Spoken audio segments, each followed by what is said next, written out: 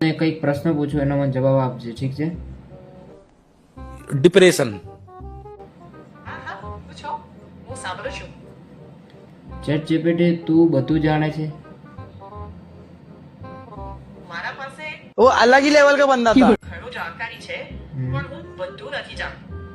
જે મારી ટ્રેનિંગમાં આવ્યું છે અને તમે જે મને સજેશન આપો છો એ સાંભળીને આ કામકાજ હવે બોલી શકી છે, પણ ક્યારે હું ગલતી પણ કરું. તો મારે મમ્મી કંઈ નથી કહે ત્યારે ખરેખર શું જોઈએ? એક સેકન્ડ, હું વિચારું છું.